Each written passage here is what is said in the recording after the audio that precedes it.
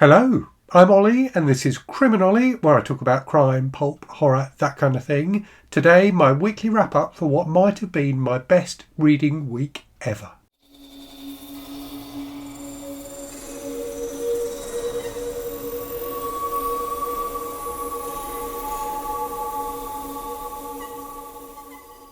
So this year so far hasn't felt like a brilliant one for me reading-wise. There was a point when I felt like I was almost falling into a slump, and just generally it hasn't been perfectly satisfying throughout. That changed this week though. This week was a brilliant week of reading for me. So I finished 6 books this week.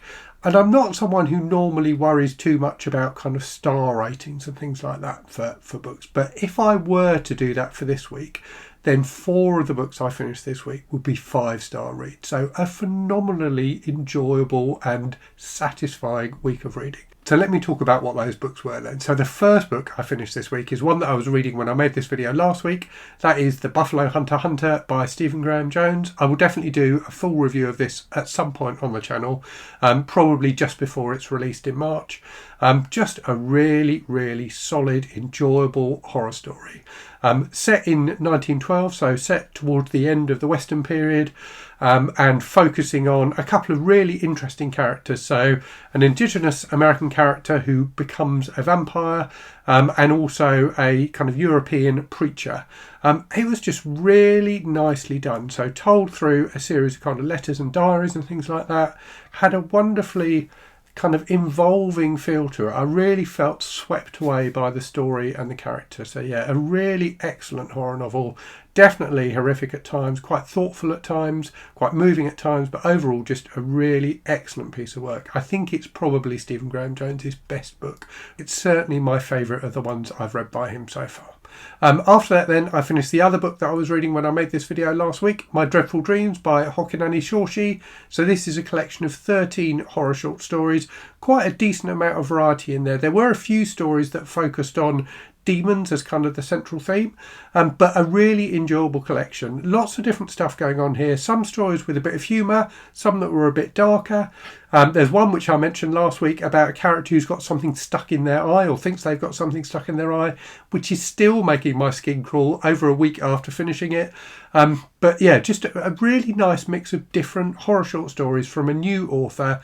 I definitely recommend checking it out if that sounds like your kind of thing. After that then, I finished the book which is this month's pick for my Buddy Reading with My Dad project, An Old Captivity by Nevil Shute. So I will be doing a full review of this soon. I really, really like this. So the project, if you don't know, is for me to Buddy read with my dad his 12 favourite books. So this is the second one that we're doing. This was a wonderful, wonderful book. So it's a story of a guy who's a pilot taking a professor, like an archaeologist, and his daughter on an expedition to Greenland to take aerial photographs of an area of Greenland. The reason being that the archaeologist has got this theory that people from the UK travelled to Greenland and kind of set up an early settlement there. And he's trying to prove similarity between kind of the way they built things. So a lot of this book is about kind of the preparation for the flight, and that was like absolutely fascinating. And it's what I'd call kind of a classic dad book, not necessarily my dad, but just dads in general, in that it's a book about a guy doing his job very well. So there's like wonderful descriptions, really interesting descriptions of like the plane and things like that, and how he prepares the plane. And as the book goes on, there's a kind of something which I won't spoil what it is, but something that is injected into the storyline that gives it a growing tension. So despite the fact this guy is an expert at what he's doing and really, really thinks everything through carefully, there's this gradual tension as the book progresses. And then towards the end, the book goes in a very different direction, but a really wonderful direction. So yeah, I thought this was a genuinely excellent book. I really, really loved it, and looking forward to reading some more Nevil Shute. So I think we've got 2 more Nevil Shute books in this project of Buddy Reads with Dad. So yeah, looking forward to both of those. After that then, I finished another excellent book, which I've lost my copy of, bear with me. So this was a book that was sent to me by the author fairly recently, Poppyharp by Simon Avery. So I'd read a story of Simon's that was in one of the occult detective magazines anthologies a while ago, which I thought was excellent. This novel I think was even better. This was just fantastically well done. I would hesitate to call it a horror novel, although there are definitely elements of horror in here. There's definitely kind of weirdness and supernatural stuff built into it. But it's more really just kind of a study of a series of different characters. So it's about a guy who has created this TV show, so an animated kids TV show in the 1970s, which is kind of briefly quite successful, but then has kind of been forgotten about. And it's about a guy who was a child during the 1970s who met this creator and his daughter at that time, and has kind of had an ongoing relationship, on-off relationship with the daughter since then. So you get a really detailed study of the main character, who's like the kind of narrator, so the guy who was a kid back in the 70s, the creator of the TV show through a series of flashbacks, and his daughter, and the relationship between the three of them. It was just beautifully done. Really interesting examination of British society in the 70s and 80s, of kind of prejudices and things like that. Also, like, interesting about kind of the creative process of making animated TV shows. But there was just so much in this book. So I'm definitely going to do a full review of it. It's a book that feels far richer and more complete than its relatively short number of pages would suggest. It's just under 300 pages, but just packs so much into it. I really thought this was a wonderful read. After that, then, my final kind of 5-star read of the month, of the week rather, was Mockingbird by Walter Tevis. So this was my next pick for the My Novel Life challenge that I'm doing, that was created by the author Mark Hodder. So this is a challenge where you read a book from every year you've been alive in chronological order. So I've got to 1980 now. This was my pick from 1980. Walter Tevis is an author I've read a few things by before and always really liked his work. I'm not sure this is necessarily my favourite by him, but it's definitely up there. But I think all of his books are fantastic. So this is a science fiction novel set in a very far future society, which is very different from our own society. It reminded me a bit, actually, of I forgot the name for it now, Brave New World by Aldous Huxley, in terms of it being a society where a lot of the interest in the story is kind of in piecing together what's changed between now and then and why it's changed. So it focuses on 3 main characters, one of whom is a robot, one of whom is the first person for centuries who can read, and the other of whom is a woman who kind of ends up having a relationship with both of them in various ways. So just a really interesting study of the way societies can change, and a wonderful book about what it is to be human, and also a wonderful book about the importance of books and reading. So I just thought it was absolutely phenomenal. It had me gripped all the way through. I really loved it, and I will do a fuller video talking about it at some point in the future.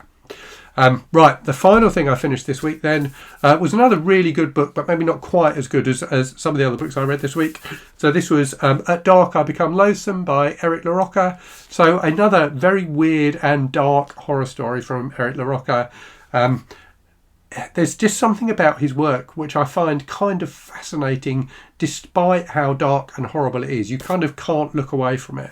So this one is about a guy who is trying to process his own grief, but who runs basically a business where he fakes people's deaths. So he buries them alive and then digs them up again, and that gives them a kind of almost like a resurrection. It kind of lifts their burdens.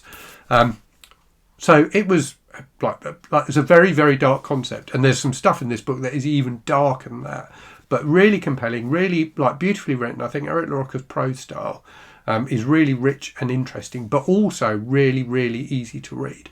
Sometimes I think when authors are quite have used quite rich language, it can make the book slow down a bit, but that doesn't happen with Eric LaRocca's work. So yeah, a really interesting, dark, weird horror story. I enjoyed it a great deal. In terms of currently reading then, so I've got 2 things on the go at the moment. So the first of those is Mischief in the Woods by Tina Rath. So this is a really interesting book. I kind of thought it was folk horror, and it's got folk horror elements to it, but it's not really folk horror. It's more a kind of magical story, I guess, about a group of teenagers who meet a guy who's a fairy and go on some kind of adventures and trials and tribulations as a result of that. So enjoying this a lot. It's just a fun, light read. So that's good. And also have just started for March Mystery Madness. So you'll remember for March Mystery Madness this year, I'm reading books from every decade from the 1930s up to the 1920s. So I've started my one from the 1930s, which is the Saint Fiacre Affair by George Simenon, which is one of the fairly early Inspector Maigret novels.